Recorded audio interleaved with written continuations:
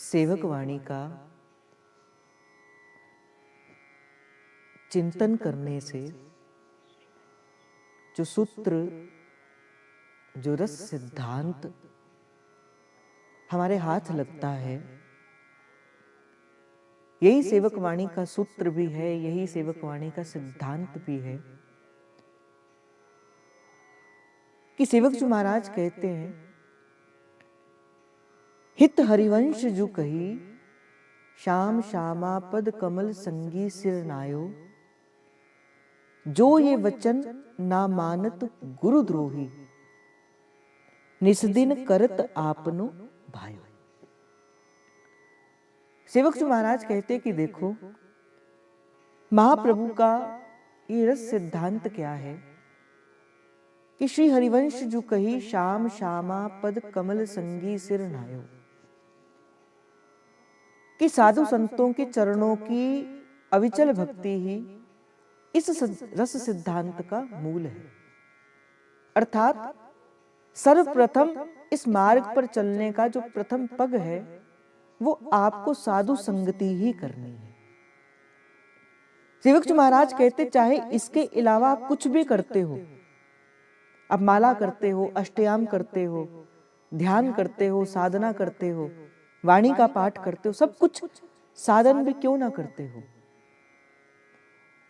पर जब तक आपके जीवन के अंदर किसी संत रसिक वैष्णव का संग नहीं है, तब तक आप अपने जीवन के अंदर अपनी आध्यात्मिक उन्नति को नहीं कर सकते।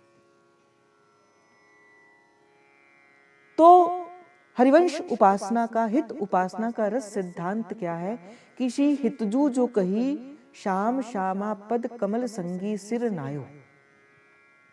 और ये कहने के बाद श्री सेवक जी महाराज कहते हैं, ये जो वचन ना मानत गुरुद्रोही, जो महाप्रभु के इन वचनों को नहीं मानता है, जिनका रसिकों के चरणों में अनुराग नहीं है, जिनका रसिकों संतों के चरणों पे प्रेम नहीं है, भजन नहीं है, श्री सेवक जी महाराज कहते हैं वो गुरुद्रोही है, वो गुरु का द्रोही है।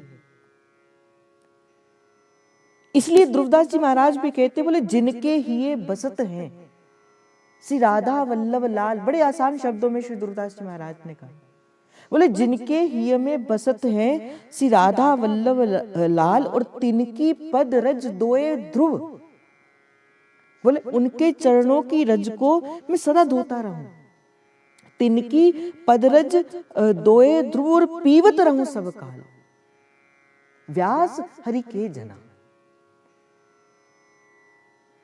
तो ये ही है श्री ध्रुवदास जी महाराज ने कहा, बोले जिनके हिय में बसत है श्री राधा वल्लभ लाल, बोले जिनके हृदय के अंदर श्री प्यारी जी के चरणों का अविचल प्रेम है, अगर उनके चरणों की अनुरागनी भक्ति मिल जाए तो संत रसिक वैष्णव क्या कर सकते हैं, हमारे हृदय पर वो प्रभु का प्रेम जो है उसे, उसके बीज को डाल सकते हैं। देखो कहते या रस को साधन नहीं कोई, ये जो महाप्रभु ने ये जो प्रकट किया, इसका साधन क्या है। मैं बड़े, नारद जी भी एक स्थान पर कहते, बोले समस्त साधनों का मूल क्या है, ठाकुर जी के चरणों का अनुराग, ठाकुर जी के चरणों पे भक्ति, यही सब साधन का मूल है। आप कुछ भी करते हो, उन सब करने के पीछे जो मूल कारण है वो क्या है कि प्रभु के चरणों पे अनुराग बढ़ जाए, प्रभु के चरणों की अविचल भक्ति, ये सब साधन का फल है।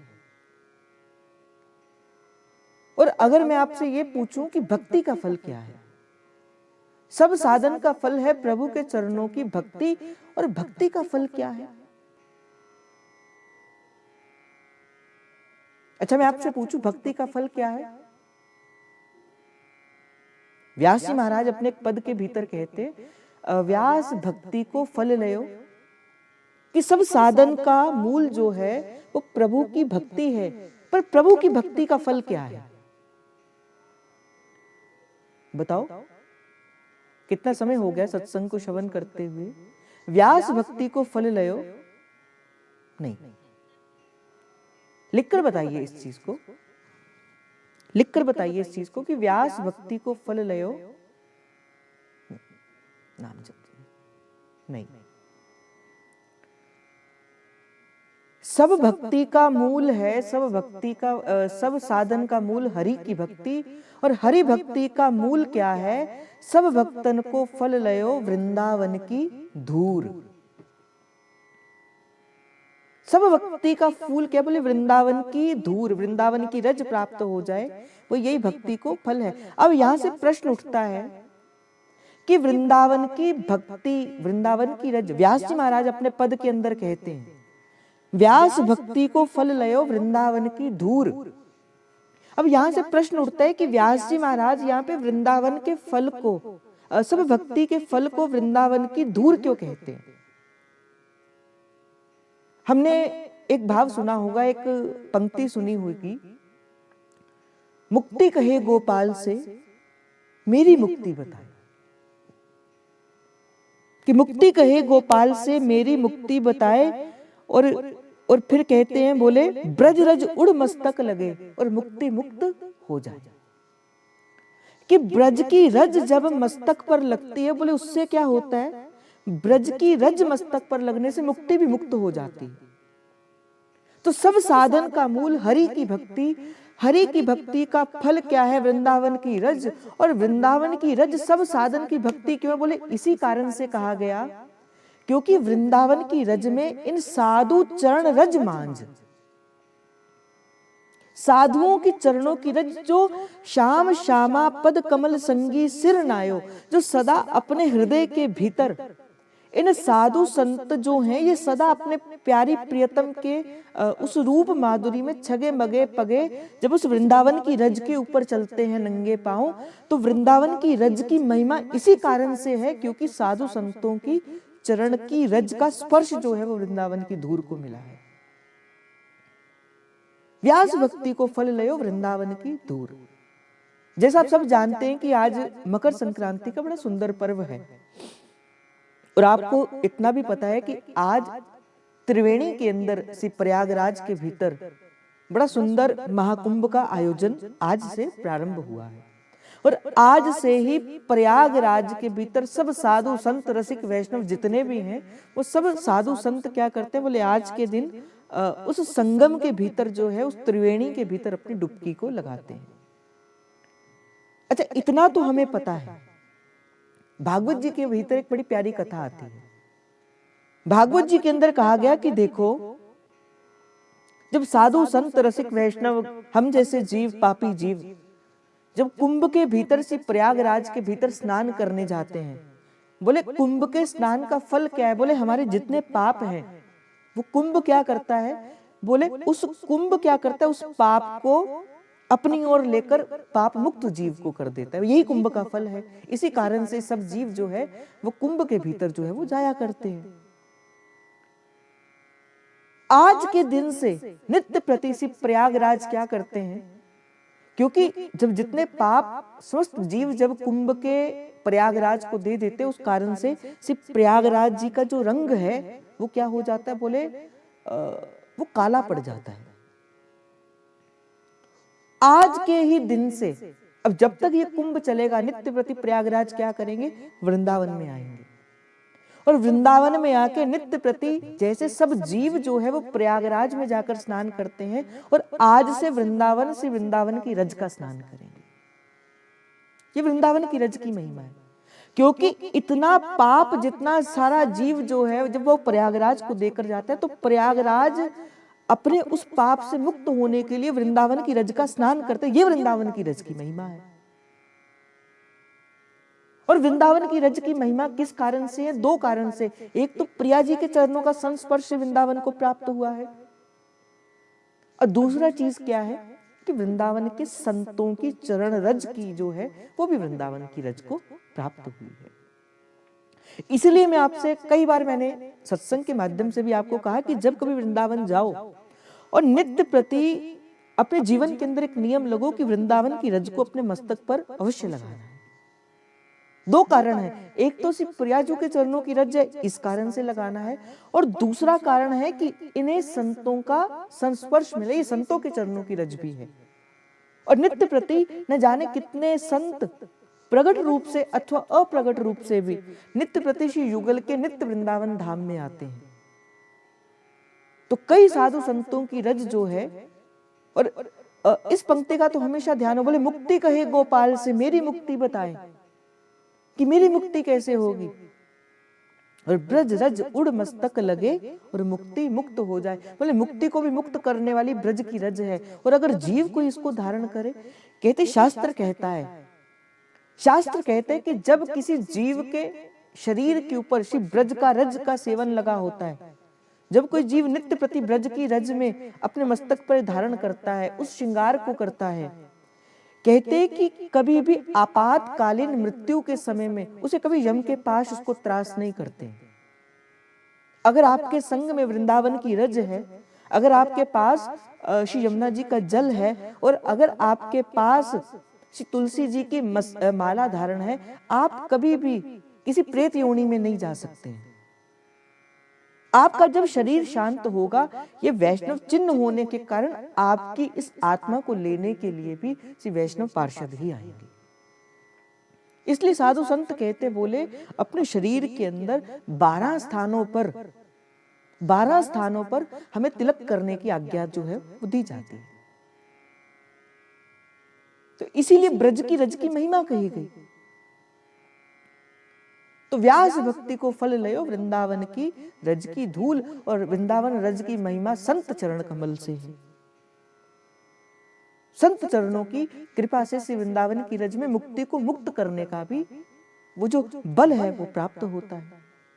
अब यहां से प्रश्न उठता है कि सेवक जो महाराज कहते हैं कि हरिवंश जो कही श्याम श्यामा पद कमल संगी सिर नायो, कि संतों का संग करना चाहिए। देखो प्रभु सब देते हैं प्रभु, किंतु नारद जी भक्ति सूत्र के अंदर कहते हैं महस्त संगस्तो दुर्लभा, मस्त संगस्तो दुर्लभा। प्रभु सब प्रदान करते, पर महत जनों का, रसिक जनों का संग नहीं प्रदान करते। देखो संसार का संग करते करते संसार भीतर आता है, संसार का संग करते करते संसार भीतर आता है। आप संतों का संग करो, आप संतों का संग करो। जैसे संसार का संग करने से संसार भीतर आता है, उसी प्रकार ही संत रसिक वैष्णवों का संग करने से रस भीतर आएगा, प्रभु भीतर आएंगे, भक्ति भीतर आएगी और नाम भीतर आएगा। ये है व्यास भक्ति को फल। तो प्रश्न उठता है कि सेवक जो महाप्रभु कहते हरिवंश जो कही श्याम श्यामा पद कमल संगी सिर नायो, पर आज के समय के अंदर ऐसा समय आ गया, ऐसा वातावरण आ गया, ऐसी परिस्थिति आ गई, ऐसा ग्रस्त में फंस गए कि नित्य प्रति संत का संग करना हमारे लिए उपलब्ध नहीं है। नित्य प्रति किसी संत का संग करना, संत रसिक वैष्णवों की सेवा करना, हम इसको नहीं कर सकते। तो अब यहां से प्रश्न उठता है कि नित्य प्रति रसिकों का संग कैसे किया जाए, वैष्णवों का संग कैसे किया जाए, साधु संतों का संग कैसे किया जाए। यद्यपि संत की कृपा के बिना भगवंत की कृपा प्राप्त नहीं होती, और संत की कृपा ही आपको भगवंत के द्वार तक लेके जाती है। अब प्रश्न उठता है कि ग्रस्त में फंसा हुआ जीव नित्य प्रति निस्दिन करत आपनो भय, बोल निस्दिन कैसे संत का संग करे। यद्यपि ये तो गुरु आज्ञा है, श्री हरिवंश जो कही निस दिन गान रूप माधुरी को पान एक और अंतर ध्यान एक रूप श्यामा श्याम को, बोले किस प्रकार निस दिन किया जाए। क्योंकि देखो भक्ति को अगर आप अपने जीवन के अंदर बढ़ाना चाहते हो, तो ऐसा नहीं कि आज भक्ति करी, कल छुट्टी कर ली, फिर अगले दिन भक्ति करी, फिर अगले दिन भक्ति करी, नहीं। भक्ति एक ऐसा सिद्धांत है जो निरंतरता मांगती है। सत्संग तभी आपके हृदय में हृदयंगम होगा जब निरंतर सत्संग को श्रवण किया जाएगा। उसी प्रकार ही श्री सेवक जो महाराज कहते हैं कि किस प्रकार से संत रसिक वैष्णव का संग करना है, पर किस प्रकार से किया जाए। तो इसका बड़ा सुंदर उत्तर गुरुदेव भगवान कहते, बोले संतों की सारी चेतना किसमें होती है, उनके शब्दों में। संतों की सारी कृपा, जब संत किसी पर कृपा करते हैं तो कैसे करते, बोले शब्दों से करते हैं। उसके भीतर जो रस का सिद्धांत डालते हैं वो किससे डालते हैं, बोले सत्संग से, शब्दों से ही डालते हैं। तो तो नित्य प्रति साधु संग करने के लिए कैसे किया जाए? जो साधु संतों के जो शब्द है, जो मुख से निसृत जो उनसे शब्द हैं, बोले उनका स्मरण करो, उनका पठन करो, उनका गायन करो और उनको अपने जीवन के अंदर धारण करो। अर्थात जो संतों की जो वाणी जो है, इन वाणी जी का निरंतर आपको क्या करना? बोले संग करना है। ये भी वाणी का संग करने का जो फल है वो आपको संत के संग करने के फल जैसा ही है, क्योंकि संतों की कृपा के फल से ही ये वाणी जो प्रकट हुई है। इसलिए नित्य प्रति आपके जीवन के अंदर कुछ वाणी का निरंतर जो है वो स्थान होना चाहिए। आपके जीवन की दिनचर्या के भीतर आपके जीवन के अंदर वाणी जी का पाठ होना चाहिए। अब आप जैसे हितोपासक हैं, हरिवंश महाप्रभु की परिपाटी पे चलने वाले हैं, तो यहां से प्रश्न उठता है कि आपके जीवन के अंदर सबसे पहली वाणी कौन सी होनी चाहिए? इस मार्ग की जो सबसे मूल पाठ है वो क्या है? तो सबसे जो मूल कहा गया, बोले वो है सेवक वाणी। श्री भगवत मुदि देव जी कहते, बोले जो सेवक वाणी नहीं जानी तिनकी बात रसिक नहीं मानी। रसिकों की कृपा से हमें ये सेवक वाणी मिली। आप विचार करो, सेवक जी महाराज को जब महाप्रभु के दर्शन हुए, और सेवक जी महाराज ने कितना समय महाप्रभु ने दिया? बोले 6 मास का समय दिया, और 6 मास के प्रथम 10 या 12 दिन के अवधि के भीतर ही श्री सेवक जी महाराज ने सेवक वाणी का पूरा जो है वो प्रकरण जो है वो लिख दिए थे। 6 मास के लिए ही श्री सेवक जी महाराज इस शरीर के मध्य में रहे। आप खुद विचार करो कि सेवक वाणी श्री सेवक जी महाराज ने अपने लिए लिखी थी क्या? नहीं, हम जैसे जीवों के लिए जो है वो लिखी थी। और जब श्री वनचंद्र महाप्रभु के पास ये वाणी पहुंची, और वनचंद्र महाप्रभु ने जैसे ही इस वाणी के दर्शन किए, महाप्रभु ने श्री वनचंद्र महाप्रभु ने भी आज्ञा, तब ते आज्ञा दई गुसाई चतुरासी अरु सेवक वाणी, बोले एक साथ लिखी जाएगी और एक साथ ही पढ़ी जाएगी। बिन जैसे हम नित्य प्रति जब सेवक वंदना करते हैं, उस सेवक वंदना के अंदर हम एक पंक्ति लिखते हैं, कहते हैं कि हम नित्य प्रति गाते हैं कि प्रथम श्री सेवक पद सिर नाऊं, करहूं कृपा श्री दामोदर मोपे, श्री हरिवंश चरण रति पाऊं। और अगली पंक्ति में हम कहते हैं गुण गंभीर व्यास नंदन जू के, जो व्यास जी की जो गंभीरता है, उनकी वाणी की जो गंभीरता है, उनके रस सिद्धांत की जो गंभीरता है, बोले गुण गंभीर व्यास नंदन जू के तुव प्रसाद सुजस रस गाऊं। बोले आपकी कृपा से, आपकी प्रसाद से ही हमें महाप्रभु के चरणों का कैंकर्य और हमें महाप्रभु के चरणों का वात्सल्य प्राप्त होगा। पर इसलिए सबसे पहले क्या करना पड़ेगा? बोले सेवक वाणी का आश्रय जो है वो लेना पड़ेगा। और अगर आप इस मार्ग पर चलने वाले हैं, देखो आप हितोपासक हैं, और अगर आप इस मार्ग पर चलने वाले हैं तो आपके जीवन के अंदर जो कार्य है वो ये होना चाहिए कि आपके जीवन के अंदर चाहे थोड़ा ही क्यों ना सही, किंतु सेवक वाणी का चिंतन आपके जीवन के अंदर अवश्य हो, दर्शन आपका अवश्य हो। देखो वाणी आप पढ़ते हो, किंतु वाणी कभी समझ नहीं आती। क्यों नहीं आती? कभी आपने चिंतन किया कि क्यों वाणी समझ नहीं आती? वो इसी कारण से कभी आप वाणी के भीतर आपने कभी प्रवेश ही नहीं किया। वाणी के भीतर तो कैसे प्रवेश किया जाए? बोले जैसे चातक, बोले जैसे चातक सदा पुकारता है प्रभु को, बोले ऐसे ही वाणी को पुकारना है और निस्दिन पुकारना है। इसीलिए सदा और सदा वाणी के पास जाया करो।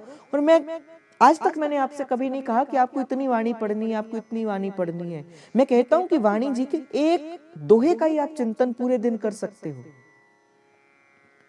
नहीं नागरी दास जी महाराज तो 6-6 मास तक इस एक चतुरासी जी के पद के अंदर छके मगे पगे रहते थे, 6-6 मास तक। आप खुद विचार करो कितना गूढ़ उनका चिंतन होगा। और सेवक जो महाराज तो कहते हैं, बोले श्री हरिवंश की वाणी समुद्र, बोले ये समुद्र है, अनेक भंवर पड़ते हैं इस वाणी जी के अंदर, और ये नवनिवृत निकुंज की से निश्चित हुए शब्द ही हैं। बोले सेवक वाणी जो है, बोले श्री सेवक जो महाराज कहते हैं श्री हरिवंश की वाणी समुद्र, और बोले कैसे इसमें जाना? बोले मीन भयो, बोले मछली की भांति। जिस प्रकार मछली समुद्र के भीतर बड़ी गहराई तक जाती है। गहराई तक जाकर फिर जो है वो उसमें से जो है वो अपने जीवन का ज्ञापन करते। बोले इसी प्रकार ही मीन भयो जो अगाध कलोलत, बोले मीन की भांति, मछली की भांति आपको भी क्या करना है, बोले वाणी के भीतर कलोल करते रहना है, वाणी के भीतर चलते रहना है। कम से कम आपको वाणी का ज्ञान है। तो सेवक वाणी आपके जीवन के अंदर होनी चाहिए। दूसरी जो वाणी कही गई वो महाप्रभु के रस सिद्धांत की वाणी, और बोले वो चतुरासी जी है। चतुरासी जी की कृपा से ही आपको रस का दर्शन होगा कि एक दिन ऐसा होगा कि आप चतुरासी जी का कोई पद गा रहे होंगे और पद को गाते गाते गाते गाते सहसा आपके नेत्र बंद हो जाएंगे, आंखों से आंसू बहना प्रारंभ हो जाएंगे और सुंदर सुंदर उस भाव भाविमा के अंदर आपको श्री युगल के उस भावना के ही दर्शन होंगे जो पद की भावना होगी। ऐसे ही रसिकों ने पाया है। चतुरासी जी के भीतर ऐसे ही रस सिद्धांत के भीतर प्रवेश किया जाता है कि पद गाओ, नहीं समझ आता तो भी गाओ। आज पढ़ रहे हो नहीं समझ आएगा, कल पढ़ो फिर नहीं समझ आएगा, परसों पढ़ो नहीं समझ आएगा, पर पढ़ते पढ़ते पढ़ते पढ़ते एक दिन ऐसा होगा कि भीतर से वो जो ऊर्जा है, इस प्रत्येक शब्द की अपनी एक ऊर्जा है। क्योंकि देखो आप खुद विचार करो, ये महाप्रभु के मुखमंडल से निकले हुए शब्द हैं, महाप्रभु के हृदय कमल से निकले हुए शब्द हैं। महाप्रभु के हृदय से ही तो प्रकट हुई है सेवक चतुरासी जी, तो महाप्रभु ने प्रकट किए हैं चतुरासी जी। तो जब महाप्रभु के शब्द हैं आपके लिए तो इतना ही पर्याप्त है, समझ आए कि ना आए कि ये मेरे महाप्रभु के शब्द हैं। मुझे नहीं लगता कि आपको मुझे कुछ और कहने की आवश्यकता है। आप खुद विचार करो, आपके पास महाप्रभु की क्या निशानी है। जैसे हमारे बड़े पूर्वज होते हैं, हमारे घर के कोई दादा बाबा होते हैं, तो हमें कोई अपनी निशानी देकर जाते हैं जिससे हमें सदा उनका स्मरण बना रहे। और किसको निशानी दी जाती है, बोले जो अपने होते उन्हें निशानी दी जाती है। तो हमारे पास भी कोई निशानी होनी चाहिए कि हम महाप्रभु के हैं, क्योंकि हम भी तो उन्हीं के ही कुल से हैं। तो हमारे पास क्या निशानी है महाप्रभु की, ये जो महाप्रभु के जो शब्द हैं, महाप्रभु की ये जो वाणी है, ये हमारी निशानी है। मैंने कल भी आपसे कहा था कि वाणी को साक्षात हितजू की ही मानना। आपके घर के भीतर मुझे अच्छा नहीं लगता कि जब कोई जीव के घर पे वाणी ऐसी पड़ी रहती है, हमें नहीं अच्छा लगता। वाणी का पाठ किया करो और नियम से किया करो और अपने लिए किया करो। और मैंने कहा ना, ये वाणी आपको नवनिवृत्त निकुंज की सीमा तक लेके जाएगी, और मुझे तो ऐसा लगता है कि सीमा तक नहीं, आपको तो श्री जी के चरणों तक छोड़ के आएगी ये वाणी, आपको दर्शन कराएगी ये वाणी। जैसे आपको पता होगा कि पहले क्या करते थे, बोले हवन मंत्र करके प्रभु को प्रकट किया जाता था, तपस्या करके प्रभु को प्रकट किया जाता था। बोले उसी प्रकार ही वाणी पढ़कर युगल को प्रकट किया जाता है। समझ आए तो समझिए, ना समझ आए तो समझिए। धीरे धीरे धीरे धीरे ऐसा होगा, प्रभु की कृपा से, संतों की कृपा से आपको धीरे धीरे वाणी जी का चिंतन प्रारंभ हो जाएगा और आपको वाणी समझ आनी प्रारंभ हो जाएगी, पर धीरे धीरे। और जिस दिन आपको वाणी समझ आना प्रारंभ हो जाएगी, उस दिन आपको लगेगा कि भाई मैंने तो कितना जीवन अपना व्यर्थ कर दिया, कितना जीवन आपको व्यर्थ कर दिया। और मैंने तो कई बार आपसे कहा, क्या आपका मन नहीं करता कभी महाप्रभु के पास बैठकर कि कुछ बातें उनकी सुननी और कुछ अपनी बातें कहने का। आप खुद देखो, जितने भी रसिक हुए हैं, जितने भी रसिक हुए हैं, चाहे वो ध्रुवदास जी हैं, महाप्रभु जी हैं, सेवक जी महाराज हैं, चतुर्भुज दास जी हैं, वनचंद्र महाप्रभु, कृष्णचंद्र जी, मोहन चंद्र जी, या कोई भी दामोदर वर्ग गोस्वामी जी, या कोई भी नागरी दास जी, नागरवर जी, खड़ग सिंह, जितने भी हैं, आप खुद विचार करो, उनके जीवन के अंदर एक बात सबके जीवन के अंदर है, और वो क्या है, नाम और वाणी का चिंतन। वाणी का चिंतन। इसीलिए श्री सेवक जी महाराज ने कहा कि बोले वाणी का चिंतन करते रहो। ये संतों का संग है, ये वैष्णवों का संग है, और ये आपको क्या करेगी, बोले भक्ति प्रदान करेगी। इसी गुरु आज्ञा को प्राप्त करते हुए, वाणी का चिंतन करते हुए, अभी इसी सेवक वाणी का हम चिंतन कर रहे हैं, और सेवक वाणी के अंदर कल से सेवक जो महाराज कहते, बोले समझे नहीं कछु कुल कर्म। बोले अब देखो वाणी जी ने ही तो आपको बताया, अब वाणी ने ही आपको तो बताया कि देखो कि जिस दिन आपकी दीक्षा होती है, जिस दिन आपके गुरु आपको राधा वल्लभ लाल जी के चरणों पे समर्पित करके आपके गले में कंठी बांध देते हैं, उस दिन से संसार से नाता आपका तोड़ दिया जाता है। अब तो ये देखो भाई, आपके मन के मानने की बात है कि आप अपने संसार को अपना मानते हो, अपने परिवार को अपना मानते हो, ये तो मन की बात है। किंतु तत्व की दृष्टि से देखा जाए तो जिस दिन आपकी दीक्षा होती है, उस दिन से गुरु आपका संसार से नाता तोड़कर आपका नाता प्रभु के संग जोड़ देता है। वो आपको कह देता है कि भाई अब तो आपकी वस्तु है और आपको ही मैं प्रदान करता हूं। अब आपको भी ऐसा ही करना है कि सूदो चले आपने धर्म, अपने धर्म पर अब सीधे अपनी दृष्टि जो है वो अपने इष्ट के चरणों पर रखकर अपने धर्म का निर्वाह करना है। जो मार्ग, आज ही मैं किसी से बात कर रहा था, उन्होंने कहा कि मैं ये करती हूं, मैं वो करती हूं। मैंने कहा देखो 3 चीजें होती हैं एक साधक के जीवन के अंदर। अगर 3 वस्तुएं नहीं है, सबसे पहले उपास्य, दूसरा उपासक और तीसरा उपासना की विधि। अगर आपके जीवन के अंदर ये 3 चीजों का बोध आपको नहीं है, कौन कौन सी? उपास्य, उपास्य अर्थात इष्ट, उपासक अर्थात आप, और उपासना की विधि कि किस प्रकार से इस उपासना के भीतर प्रवेश किया जाए। इन 3 चीजों का ज्ञान आपको हमेशा होना चाहिए। सबसे पहले उपास्य तत्व क्या होता है? उपास्य तत्व होता है कि आपका इष्ट कौन है, आपका इष्ट कौन है, और इष्ट के भीतर अगर मैं और जाऊं, उनका स्वभाव क्या है, उनका स्वरूप क्या है, क्या चीजें उन्हें अच्छी लगती है और क्या चीजें उन्हें अच्छी नहीं लगती हैं। इस बात का बोध आपको पता होना चाहिए। देखो आप हरिवंशी हो, आप राधा वल्लभी हो, आप वैष्णव हो, आपको सबसे पहले अपने उपास्य के तत्व का बोध होना चाहिए।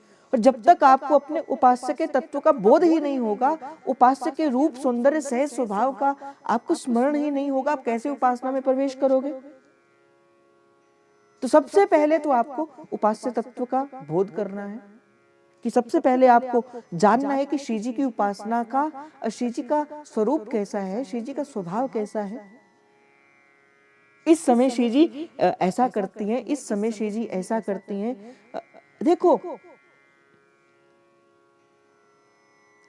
आप सोचा करो, अब सोचा करो, बार बार पिपासु बना करो कि अगर अब खिचड़ी उत्सव चल रहा है तो खिचड़ी उत्सव कैसा होगा, क्यों खिचड़ी उत्सव मनाया जाता है, क्यों श्री जी को ऐसा किया जाता है। सब इस बातों को किया, देखो आपको पता होना चाहिए। हमारी इस उपासना की विधि में हमारे युगल को हम भगवान के रूप के अंदर नहीं पूजते, क्योंकि भगवान की पूजा की जाती है, हम भगवान की पूजा नहीं करते। महाप्रभु की इस नवनिभृत निकुंज की उपासना में हमारा जो उपास्य है वो हमारा सर्वस्व है। तत्सुख सुखितम की भावना के साथ सहचरी अपने सेवा में प्रवेश करती है और उसका प्रत्येक कार्य केवल और केवल अपनी सी प्रियतमा को सुख प्रदान करने के लिए होता है। तो सबसे पहले श्री जी के प्रत्येक उत्सव का आपको ज्ञान होना चाहिए। आज हमारी श्री जी ऐसा करेंगी, आज हमारी श्री जी ऐसा करेंगी। अच्छा मुझे एक बात बताओ, मुझे आप एक बात बताओ, आप में से कितने जन नित्य प्रति जब श्री जी की सेवा करते हैं तो उनको फूल चढ़ाते हैं? अभी भी कितने ऐसे जन हैं जो श्री जी को फूल चढ़ाते हैं? अभी भी ईमानदारी से मुझे बताना, चढ़ाते हो? क्या आपको पता है कि राधा वल्लभ लाल जी में बसंत पंचमी तक कोई फूल नहीं चढ़ता, कोई फूल का प्रवेश मंदिर के भीतर नहीं होता? क्यों? क्योंकि अभी जाड़े के दिन है, अभी सर्दियों के दिन है और फूल का जो भाव होता है वो ठंडा होता है, शीतल होता है। इस समय कोई फूल श्री राधा वल्लभ लाल जी के पास नहीं लेके जाया जाता। लाड़ की उपासना ये हमारी, प्रेम की उपासना है। इस समय तो श्री राधा वल्लभ लाल जी के आगे अंगीठी पधराई जाती है। और क्यों पधराई जाती है? कहीं हमारे प्रियतम को सुख मिले, इस कारण से उन्हें अंगीठी पधराई जाती है। हमारे राधा वल्लभ लाल जी के चरणों के दर्शन नहीं होते। अभी तक राधा वल्लभ लाल जी अपने हाथों पर दस्ताने और चरणों पर मोजे पहन कर रखते हैं। चरण कमल के दर्शन अभी नहीं होते राधा वल्लभ लाल जी के। क्यों नहीं होते? कभी इस बात को जानो क्यों? क्योंकि सहचर्य देखो, हाथ और पांव को ही ठंड लगती है। तो ऐसे उपासना में प्रवेश। और क्यों?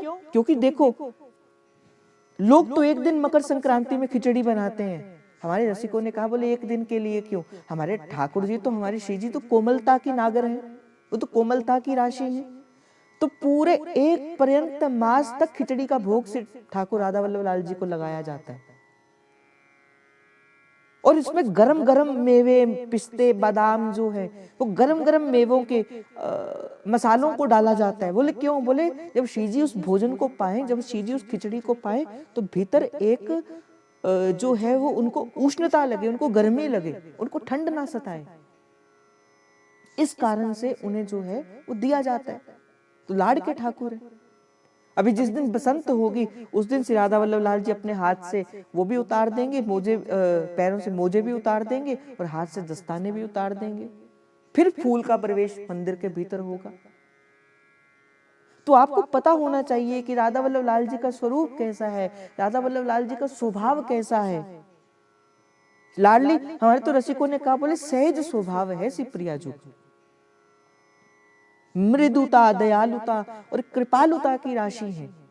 ऐसी हमारी श्री प्यारी जू का स्वभाव है और प्यारी जू का स्वरूप है। और मैंने तो आपको कई बार श्री प्यारी जू के स्वभाव के बारे में बताया कि श्री जी के स्वभाव ऐसा है कि कोई एक जीव चाहे झूठा भी क्यों ना कहे कि हे लाडली जू मैं आपका हूं, हे प्रिया जू मैं आपका हूं, मैं आपकी शरण में हूं प्यारी जू। प्यारी जू तो फिर उस जीव के अवगुणों की ओर दृष्टिपात भी नहीं करती। ऐसी हमारी लाडली जू का स्वभाव है कि भानु उगे जो तम रहे तो वो भानु ही नहीं। जिस प्रकार सूर्य के निकलने से अंधकार नहीं टिकता, उस प्रकार जीव जब एक बार से प्यारी जू को कहते, प्यारी जू मैं आपका हूं, मुझे आप अपनी शरण में ले लीजिए, तो करुणामयी श्यामा जो हमें अपने चरणों का कैंकर्य प्रदान कर देती है। और महाप्रभु की उपासना में तो हमें श्री जी के चरणों का कैंकर्य मिला है। हमें तो महाप्रभु ने कहा, बोले आप श्री जी की सेवा में लगो। बोले किसकी सेवा में? बोले श्री जी के चरणों की सेवा में लगो। हमें तो कृपा करके दिया महाप्रभु ने ये चरणों की सेवा। तो सबसे पहले उपास्य के स्वरूप कैसा है, एक तो ये आपको पता होना चाहिए, उनका स्वरूप कैसा है। और दूसरी बात, आपको उनके स्वभाव के बारे में पता होना चाहिए। स्वभाव कैसा है? प्रेम को मूल है। फिर दूसरी कहते, बोले उपासक। इष्ट का तो बोध हो गया, अब उपासक कौन है? उपासक हो आप, क्योंकि आपने ही तो उपास्य को लाल लड़ाना है। पर उपासक को भी अपने स्वभाव का सहज स्मरण रखना है।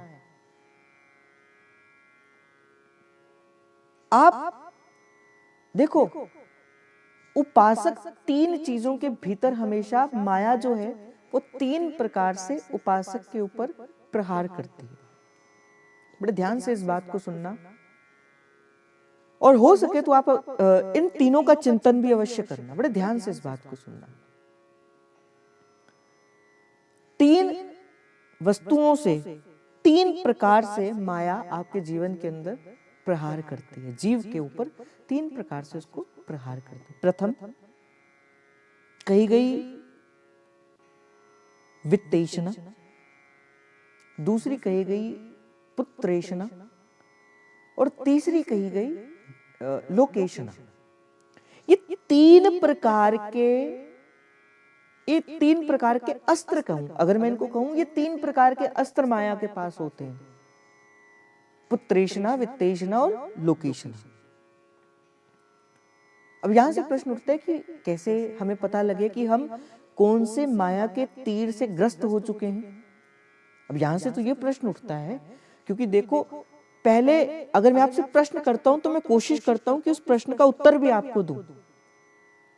तो तीन प्रकार के शस्त्र कहे गए, पुत्रेषणा, वित्तेषणा और लोकेशना। देखो, सबसे पहले माया किसमें फंसाती है? बोले पुत्रेषणा में फंसाती है, मोह जागृत करती है। किसमें? अपने कुटुंब में। पुत्रेषणा कहा जाता है, बोले संबंध का जो हमारे जो शरीर के संबंध से जितने रिश्ते हैं, जब हम उसे अपने जीवन के अंदर महत्व देते हैं तो इसका अर्थ क्या है, कहीं ना कहीं हम परमात्मा को पीछे करके उस शरीर के रिश्तों को महत्व दे रहे हैं। बोले जिस कारण से ही ये माया अपना कार्य कर रही है। तो सबसे पहले क्या कही गई, बोले पुत्रेष्णा कही गई। पर कोई किसी का पुत्र नहीं होता, कोई किसी का पिता नहीं होता। सब प्रारब्ध के बंधे हुए ही किसी न किसी के घर के अंदर, किसी न किसी लोक के अंदर, उसके जीवन के अंदर आते हैं। आपके जीवन के अंदर मिलने वाले सारे संबंध आपके किसी न किसी प्रारब्ध के कारण ही आए हैं। इसीलिए श्री सेवक जो महाराज और सब संत रसिक वैष्णव कहते कि देखो, ऐसा नहीं कि जो संबंध आपको मिला है उस संबंध से आपको पीछे करके विरक्ति की ओर जाना है। नहीं, भक्ति कभी ऐसा नहीं सिखाती। भक्ति कभी आपको संबंध से, अपने जो दायित्व है उससे बाहर निकालना कभी भक्ति नहीं सिखाती। अगर आप माता के रूप के भीतर हो तो आपका परम दायित्व अपने पुत्रों के प्रति है। अगर आप पति हो तो आपका दायित्व अपनी पत्नी के प्रति है। आप पत्नी हो तो आपका दायित्व अपने पति और उसके माता और पिता के प्रति है। बिल्कुल सही है। परंतु उस धर्म का निर्वाह करते करते उस संबंध को ही अपना सर्वस्व नहीं मानना, ये भक्ति सिखाती है। पुत्रेष्णा ये होती है कि जो संबंध प्रभु ने दिया है उस संबंध को प्रभु का प्रसाद मानकर केवल और केवल उस संबंध की पूर्ति करनी है, उसमें अपनी ममता नहीं लगानी। ममता लगाओगे तो आसक्ति की जड़ में होकर पुनः संसार में आना पड़ेगा, पुनः प्रारब्ध बनेंगे, और पुनः प्रारब्ध बनेंगे तो पुनः संसार के भीतर आओगे। तो ऐसा नहीं कहती भक्ति कि भाई आपको क्या करना है कि आपको संबंध छोड़कर बाहर निकलकर वृंदावन में कुटिया बनाकर रहना। नहीं नहीं, भक्ति ये नहीं सिखाती। भक्ति कहती जहां हो, जिस काल में हो, जिस स्थान पे हो, जिस संबंध में हो, उस संबंध को ईमानदारी से निर्वाह करते करते हुए भी ईमानदारी से रहो, किंतु उसमें आसक्त मत हो जाओ। तो ये पुत्रेष्णा का तीर है कि सबसे पहले तो माया क्या करती है, बोले किसी ना किसी संबंध में मोह पैदा कर देती है, और संबंध में ना करेगी तो वस्तु में कर देगी। तो ये माया का प्रहार होता है। तो आप आज विचार करना कि मेरे जीवन के अंदर पुत्रेष्णा का प्रहार तो नहीं है, कि मेरे जीवन के अंदर कोई ऐसा संबंध तो नहीं है कि आज उस संबंध के टूटने से मुझे दुख मिलेगा। और अगर है तो धीरे धीरे उसे कम करने की कोशिश करो। मैं ऐसा नहीं कहता कि उसे खत्म कर दो, पर धीरे धीरे कम करने की, वो जो आसक्ति है उसे खत्म करने की कोशिश करो। महाप्रभु जानते थे कि सब भक्ति का जो मूल है वो आसक्ति के कारण ही भक्ति हमें हृदयंगम नहीं होती। जानते थे ये सेवक महाप्रभु भी। इसलिए महाप्रभु ने कहा ये जो मोह है हमें संसार में, ये बार बार जो संसार में लेकर आता है वो क्या है, मोह ही तो है जो आपको संसार में लेकर आता है। धन का मोह, पुत्र का मोह, अपने स्थान का मोह, अपने पैसे का मोह, अपने संबंध का मोह, यही आपको पुनः पुनः संसार में लेकर आता है। महाप्रभु जानते थे। और इससे भी बड़ा मोह क्या, बोले अपने शरीर का मोह। शरीर का मोह भाई सबसे बड़ा होता है। अब एक राजा क्या हुआ, अब राजा रहता था राजमहल के भीतर, गया कहीं पे नगर भ्रमण करने के लिए, तो क्या हुआ कि एक जंगल में जाके उसको रात पड़ गई। अब रात पड़ गई तो भटक गया रास्ता, अब कहां जाए समझ नहीं आ रहा। तो रास्ते में जंगल के भीतर जाकर देखता है कि एक कुटिया है, उस कुटिया के बाहर एक व्यक्ति बैठा है। राजा ने कहा कि देखो, मुझे एक रात के लिए आप अपनी कुटिया के भीतर रहने को स्थान दे दीजिए। अब उसने कहा कि जो कुटिया का जो मालिक था उसने कहा कि नहीं राजन, मैं तुम्हें स्थान नहीं दे सकता। यद्यपि उस कुटिया के भीतर मल था, मूत्र था, न जाने कितना गंध भरा था,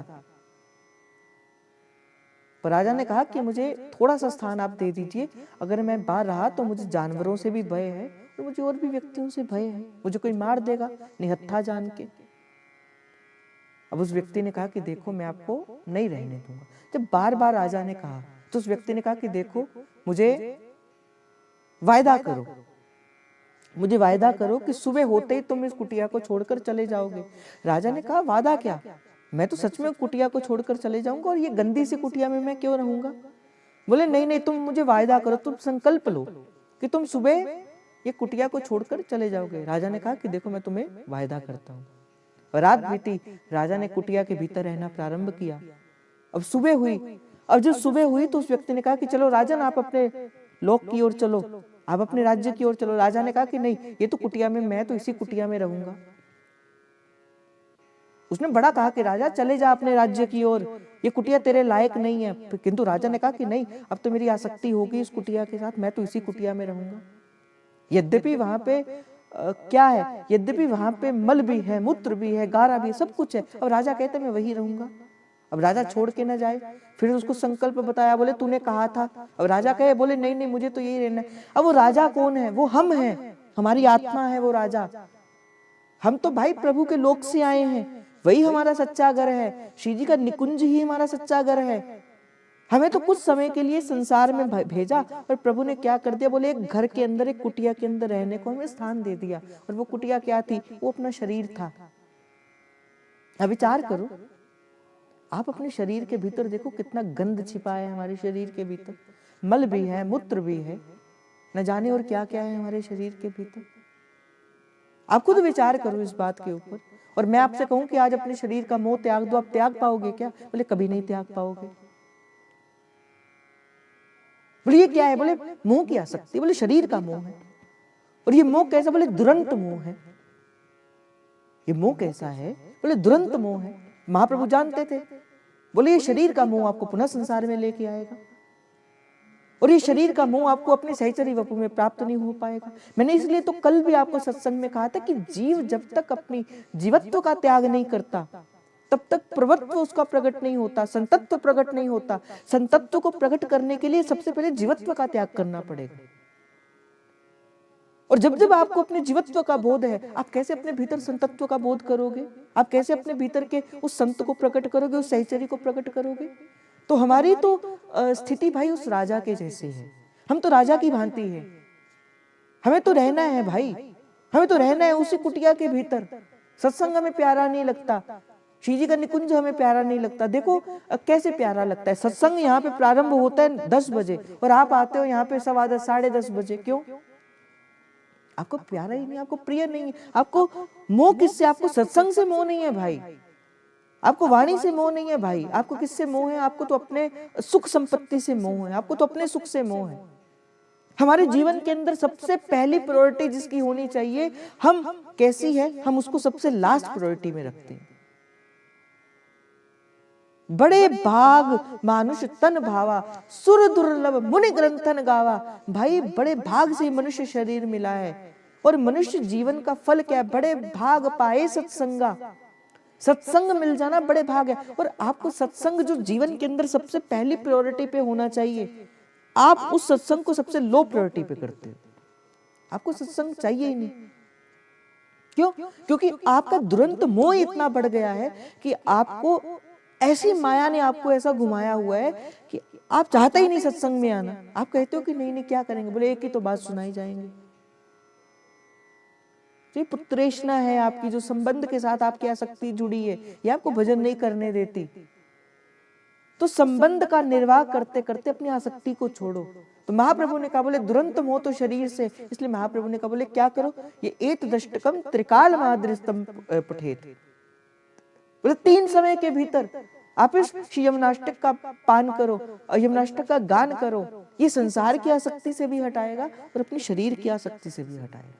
दुरंत मोह भंजनी भजे कलिंद नंदिनी, दुरंत मोह भंजनी। और भाई एक बात मैं आपको और बता दूं, अपने मन की बात कभी श्री प्यारी जी से कहनी हो, अपने मन की बात कभी श्री ठाकुर जी से कहनी हो, कैसे कहा जाए? श्री यमुना जी से कह दिया करो। जब नित्य प्रति श्री यमुना जी के भीतर श्री युगल प्रवेश करते हैं, श्री यमुना जी से कहते, बोल बता किसी रसिक का संदेशा लेकर मेरे पास आई हो क्या? उस समय आपकी बात को श्री युगल तक पहुंचाने वाली हमारी कलिंद नंदिनी है। मुझे स्मरण है 2020 में जब गुरुदेव भगवान की कथा हुई, श्री युगल घाट पे सिद्धांत विचार की कथा चल रही थी, और सिद्धांत विचार की कथा के बाद श्री नित्य प्रति का क्रम था कि जय जय श्री यमुना जी के पास जाया करते थे। 7 दिवसीय कथा थी। उस 7वें दिन जब कथा सुनने के बाद, विश्राम होने के बाद जब कलिंद नंदिनी के पास गए, कहा माँ 7 दिन बड़ा सुख मिला आपके स्कूल के भीतर बैठ के आपको सुंदर कथा सुनाने का, संतों को रसिकों को कथा सुनाने का। आपने कथा सुनी है और माँ कथा तब ही फलवती होती है जब बधाई में जो कथा कहने वाला है उसको कुछ दिया जाता है। तो आप कुछ तो दीजिए, तो कुछ तो दीजिए। तो अपनी झोली को ऐसे करके श्री यमुना जी के पास जाकर कहते माँ श्री वृंदावन वास बधाई पाई हो। ये जे के अपने मुख से निकले हुए शब्द हैं, उन्होंने खुद बताया था। बोले ये कहा कि बोले श्री वृंदावन वास बधाई पाई हूं, और कहते कि मैंने तो बस प्रियाजू से कहा कि हे कलिंद नंदिनी माँ आपको मैंने कथा सुनाई है और आप इस कथा का फल मुझे क्या देना, बोले वृंदावन का वास देना। कहते कि उस कथा के बाद कुछ ऐसा हुआ कि जय ने बाहर कथा करना ही छोड़ दिया। अर्थ क्या था कि जो कहा सी कलिंद नंदिनी को, बोले कलिंद नंदिनी से उसे पूरा कर दिया। अब लो न सैनी अब लो न सैया, बोले उसको पूर्ण कर दिया, बोले निशानी दे दी उसकी, बोले वृंदावन का वास।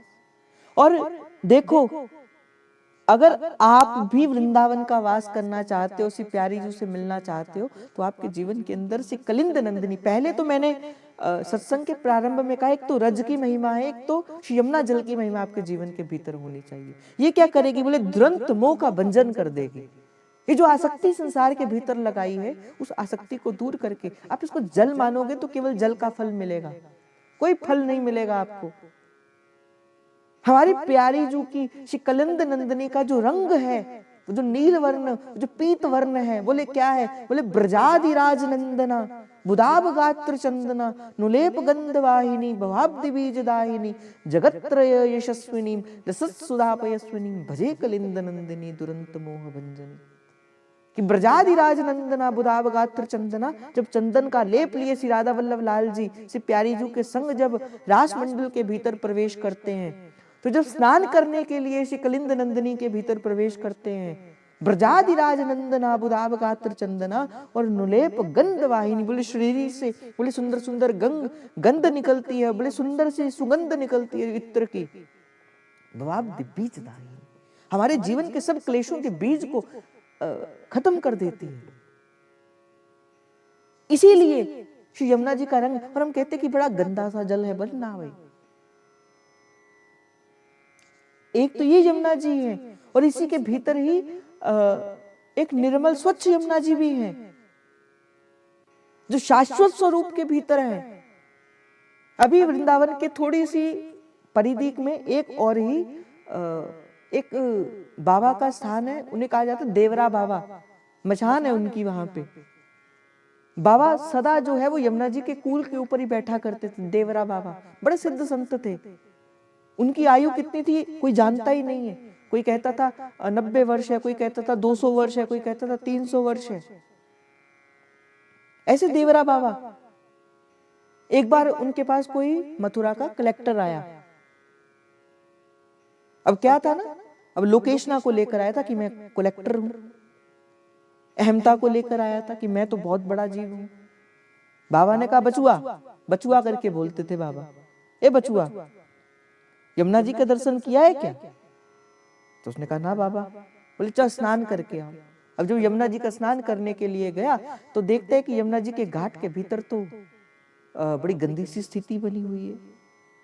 वहीं पर लोग कपड़े भी धो रहे हैं, वहीं पे कुछ भी कर रहे हैं। अब वो स्नान करने नहीं गया, बस ऐसे ऐसे जल लिया थोड़ा सा, क्योंकि बाबा की आज्ञा थी। चले गए, बाबा जान गए कि ये तो यमुना जी के इस स्वरूप को देखकर आया है।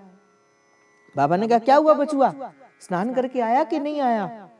उसने कहा बाबा ने उसने कहा कि नहीं बाबा आचमन कर। बाबा ने कहा नहीं, जाओ अब जाकर श्री यमुना जी का स्नान करके आओ। और जैसे ही बाबा ने आज्ञा प्रदान करी, फिर से जैसे ही वो कलेक्टर गया तो क्या देखते कि यमुना जी का जल बिल्कुल स्वच्छ है।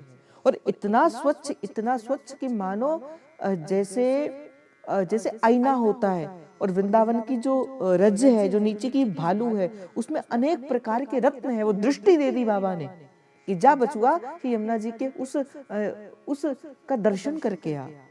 कहते दिव्य वृंदावन के दर्शन किए, वो दिव्य यमुना जी के दर्शन किए, भीतर प्रवेश किया, स्नान किया, और फिर बाबा से कहते बाबा त्राहि माम, मुझे क्षमा कर दो। ये वृंदावन का स्वरूप है, आज भी है। हमें तो ऐसा यमुना जी दिखती है ना, जो संत रसिक वैष्णव है उन्हें तो निर्मल जल धारा मिलती है। और भाई ये जो वृंदावन को खराब करने वाले कौन हैं? हम ही तो हैं जिसने वृंदावन को खराब किया, हम ही तो हैं जिसने यमुना जी को खराब किया। मैं तो आपसे ये कहता हूं, आप कभी घाट पर बैठो, आप कभी श्री यमुना जी के कूल पर बैठो तो क्या किया करो। मैं आपसे एक छोटी सी आपसे सेवा मांगता हूं, आप मुझे वो सेवा दो।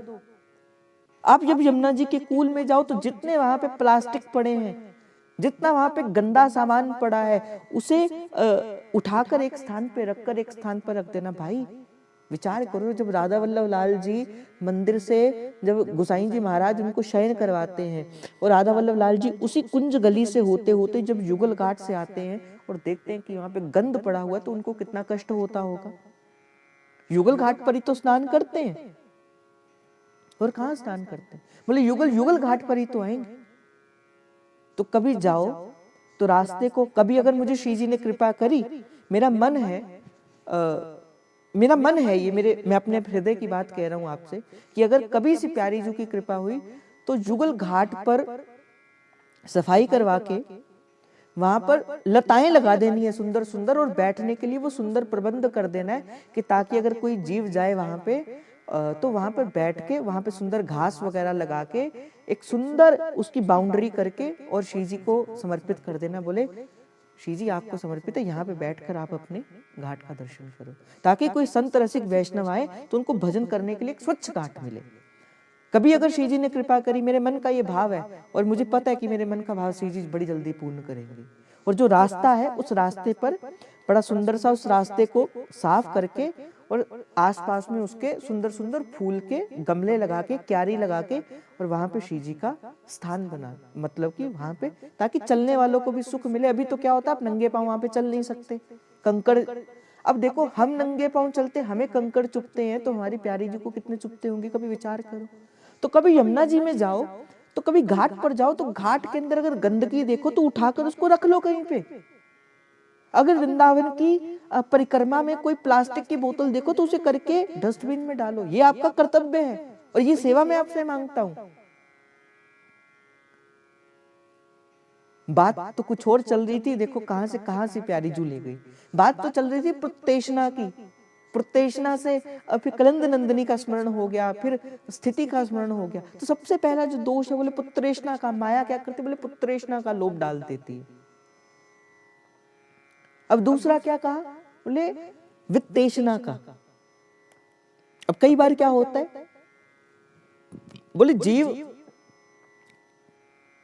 कुटुंब से तो अपना रिश्ता तोड़ देता है, बोले पैसे से मोह नहीं तोड़ पाता, स्थान से मोह नहीं तोड़ पाता। अब जैसे बड़े बड़े महंत हैं, है ना, या बड़े बड़े व्यक्ति, बोले प्रभु माया लेकर भी आती है, माया के भी अनेक रूप प्रभु लेकर आती है, उसे कहा जाता है वित्तेषणा का तीर। वित्त अर्थात माया, धन। अब धन का हमें क्या हो जाता है, देखो धन की दो गति होती है, या तो वो धन, उस धन से, देखो अगर आप चाहते हो, मुझे बड़े वर्ष पुरानी बात है, एक संत ने कहा था, बोले देखो आप देखो आज के समय के अंदर जीव कितना डॉक्टर्स के पास जाता है, वकीलों के पास जाता है ना, डॉक्टर्स के पास जाता है। क्या कारण है इसका? आज अगर आप कचहरी चले के कोर्ट जाकर देख लो तो कितने कितने डेली के कोर्ट में कितने कितने केस होते हैं।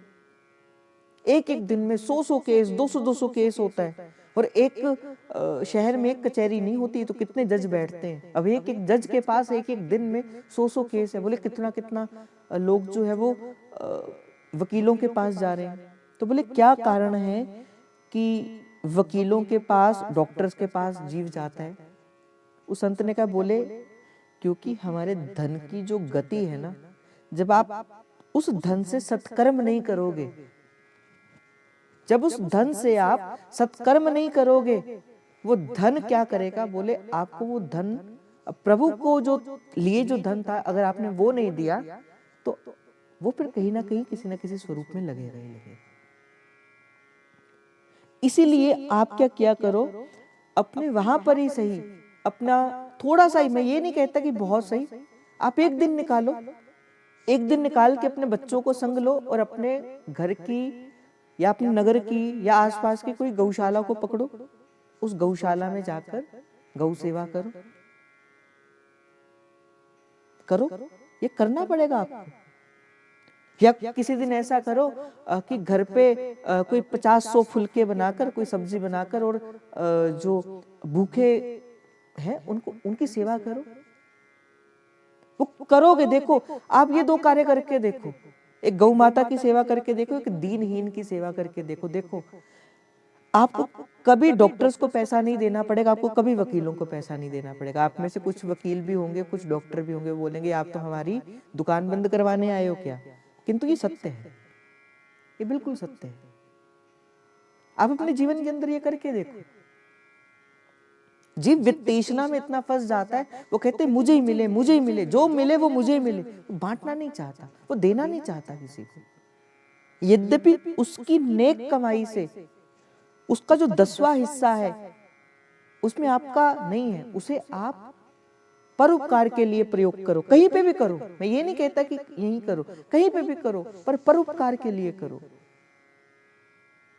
हो सके तो उसमें से थोड़ा धन इकट्ठा करके साधुओं की सेवा, संतों की सेवा, थोड़ा सा पक्षियों की सेवा। आपके घर के ऊपर, अच्छा मुझे ये बताओ, किन्होंने अपने घर के ऊपर पक्षियों के लिए रखा हुआ है, कोई बर्तन रखा हुआ है? भाई साहब वो किसी से मांगते तो नहीं, किसी से नहीं मांगते वो। किंतु आप खुद विचार करो, केवल 18 जन या 19 जन हैं या 20 जन होंगे कि जिन्होंने किया है ये। आप कहते हो ना आपको भंडारा करना है, भंडारा करना चाहते हो, हम तो उनको पवाते हैं भाई, जो मतलब कि जो वैसे जो मांग भी सकता है किसी से, कभी उनको भी, उनके लिए भी तो भंडारा करो। पक्षियों के लिए लगाओ, गौ माता के लिए लगाओ, जल की थोड़ा सा जल का पात्र वहां रखा करो। हमें प्यास लगती है तो कैसे हम प्यास से ग्रस्त हो जाते हैं, इसके लिए बचो। तो आज के बाद जो नहीं करते हैं वो ये करना। तो बड़ा सारी चीजें होती हैं, जरूरी नहीं है कि मनुष्यों का ही भंडारा किया जाता है, पक्षियों का। अब मान के चलो, जब आप ऊपर कुछ चावल या कुछ रोटी या कुछ भी डालोगे, कितने पक्षी आएंगे, कितने कीट मकोड़े भी आएंगे, उसको पाएंगे, कितनों का पेट की उधर पूर्ति होगी। देखो जब आप खाना बनाते हो, उस खाना बनाने में जो पहली रोटी है वो किसकी होती है? वो गौ माता की होती है, उसमें आपका अधिकार नहीं है। पहली रोटी पर गौ माता का अधिकार है, और जो अंतिम रोटी है, बोले उस पे किसका अधिकार है? बोले उसमें कुत्ते का अधिकार है। घर की पहली रोटी गौ माता के लिए और अंतिम रोटी कुत्ते के लिए निकालनी चाहिए, ऐसा विधान कहता है, ऐसे वेद कहता है। और दूसरी बात, बोले वित्तेषणा में इतना मत फंसना। जहां कहीं हो, जहां कहीं आपको लगे, वहां पर कुछ ना कुछ अपने हाथ से देखो। सबसे पहली बात, आपके घर पे, आपके द्वार पर कोई भी आ जाए, कोई याचक आ जाए, मैं कहता हूं आप एक छोटा सा बिस्कुट ही उसके हाथ में रख दो, किंतु उसको अपने द्वार से खाली मत भेजना कभी। मैं तो कहता हूं एक छोटा सा एक रुपये आप उसके हाथ पे कर दो, किंतु जैसे ही आपने किसी याचक को अपने द्वार से खाली भेजा, आपको लगा कि वो कुछ नहीं लेके गया, पर मैं सत्य कहता हूं वो लेकर गया। वो क्या लेकर गया? वो आपके पुण्य लेकर गया। पुण्य लेकर चले जाता है द्वार से भिखारी। आप कहोगे कि आप तो सेवक वाणी के चिंतन कर रहे थे, आप कहां से कहां ले गए, किंतु ये बात बिल्कुल सत्य है। इसीलिए कुछ ना कुछ खाने को तो वस्तु तो मैं तो ऐसे ही करता हूँ। अगर मेरे पास कोई आता है कि कुछ दे दो, मैं कहता हूँ कुछ खाएगा, ब्रेड ले दी, दूध ले दिया, जैम ले दिया, बटर ले दिया, या कुछ भी ले दिया, या कोई साथ में कुछ लगी हो तो वहां से कुछ रोटी दाल ले दी। मैं तो ऐसे ही करता हूँ, आप भी कुछ ऐसा किया करो। इसीलिए मैंने आपसे कहा था कि घर पे क्या किया करो, जैसे देखो जैसे हमारा बर्थडे होता है या कुछ भी होता है तो हम क्या करते हैं, मैं अपनी बताता हूँ कि हमारे घर पे हम क्या करते हैं, रोटी बनाते हैं और थोड़ी सब्जी बना लेते हैं, पूड़ी आलू या कुछ भी ऐसे, हम उसको पैक कर लेते हैं घर पे ही पहले, और करने के बाद हम उसके पैकेट्स बना के हम क्या कर देते हैं कि स्टेशन पे चले गए, बस स्टैंड चले गए, वहां पे आपको अनेक जीव मिल जाएंगे, वहां पे जाके उनको एक एक पैकेट जो है वो आप उनको दे दो, और बड़े प्यार से खाते भी हैं वो, और आपका भंडारा का भंडारा हो जाता है। देखो ना, देना उसे दिया जाता है जिसे सच में आवश्यकता हो ना, जब आप उसे देते हो ना तो वो प्रभु उसको स्वीकार करते। तो वित्तेषणा में नहीं फंसना, पुत्रेषणा से बचना है, वित्तेषणा से बचना है, और तीसरी ये तो सबसे खतरनाक है, और वो है लोकेशना। लोकेशना क्या हुआ?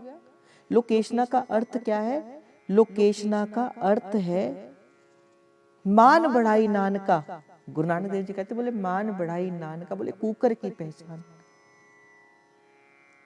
जीव लोकेशना भी छोड़ सकता है, जीव पुत्रेशना भी छोड़ देता है, वित्तेशना भी छोड़ देता है, फिर प्रभु क्या करते, बोले उसे लोकेशना में फंसा देती है, उसे लगता है मैं ही मैं हूं। तो भाई एक साधक को तो बड़ा डर कर रहना चाहिए। महाप्रभु कहते तू डरनी डरप हरिवंश हित, तो डर कर रहे, डर कर रहना चाहिए साधक को सदा इस बात में, भाई हमें तो डर कर ही ठीक है कि कहीं हम लोकेशना में ना फंस जाएं। अब जैसे आप कई बार कहते हैं भैया ऐसे भैया ऐसे, भाई मैं तो बड़ा संभल कर चलता हूं, कहीं ऐसा ना हो कि आए थे हरि भजन को और बन बैठे महाराज।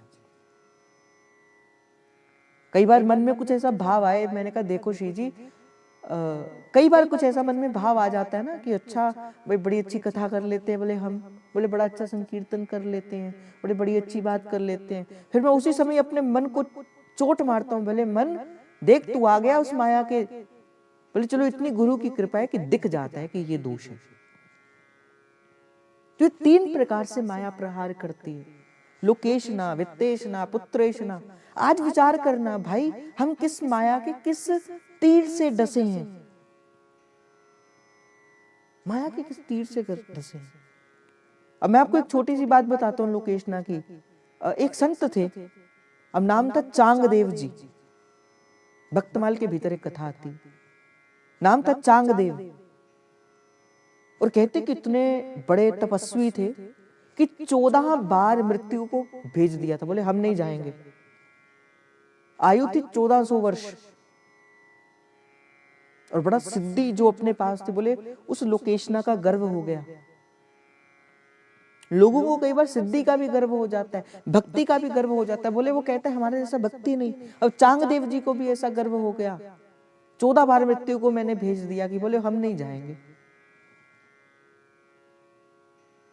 अब ज्ञान देव जी का प्राकट्य हुआ। अब ज्ञान देव की आयु कितनी थी? मात्र 16 वर्ष, और चांगदेव जी की थी अब बोले 1400 वर्ष। अब कीर्ति बड़ी, भक्त की कीर्ति तो प्रभु स्वयं बढ़ा देते हैं। भक्त अपने आप को छुपाता है और भक्ति भक्त को प्रकट कर देती है। अब ज्ञान देव जी के भाव को भक्ति ने प्रकट कर दिया, प्रभु ने प्रकट कर दिया। उड़ती उड़ती बात पहुंची चांगदेव के पास। अब चांगदेव ने कहा कि एक छोटा सा जीव, वो 16 वर्ष उसकी आयु, और उसकी कीर्ति बहुत बढ़ रही है, तो पत्र लिखना चाहा। पत्र में कैसे लिखें, वंदन भी नहीं कर सकते क्योंकि चांगदेव को अपनी सिद्धि का भी मान था। अब उनको समझ नहीं आया कि मैं क्या लिख के संबोधन करूं।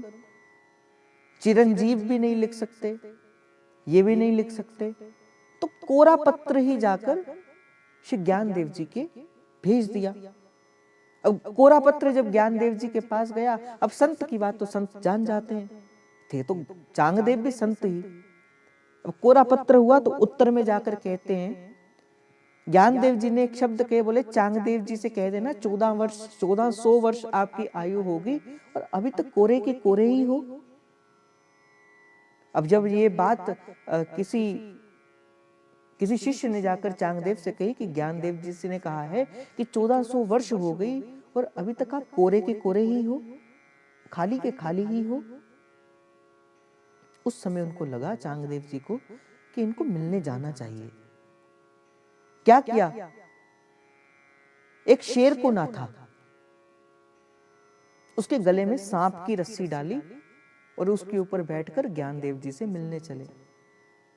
किसी ने ज्ञानदेव जी से कहा कि चांगदेव जी आपको मिलने के लिए आ रहे हैं, शेर के ऊपर बैठकर आ रहे हैं और सांप की नथनी से उसको कसते हुए आ रहे हैं। तो ज्ञानदेव जी ने कहा, बोले कोई बात नहीं, बोले आने दो, अहंकार है किसका? सिद्धि का, भक्ति का, कोई बात नहीं, आने दो। चौके पर बैठे थे तो चौके से कहा कि चलो, चौके पर बैठे थे और कहा कि चलो, आसन पर बैठे, बोले चलो। अब चांगदेव जी आगे से देख रहे, बोले चौके पर बैठे, वो चौका ही चलते हुए आ रहा है ज्ञानदेव जी का। जान गए, पहचान गए चांगदेव की, भाई मैंने तो अपनी सिद्धि के बल पर किनके ऊपर किनको अपने बस में किया? जो जीव थे, जिनके बीच में आत्मा थी, हिंसक पशुओं को। पर ज्ञानदेव जी ने तो अपनी भक्ति के बल पर जड़ के भीतर भी चेतन कर दिया, शिष्य हो गए और शिष्य होकर श्री चांगदेव जी श्री ज्ञानदेव जी के शिष्य बन गए।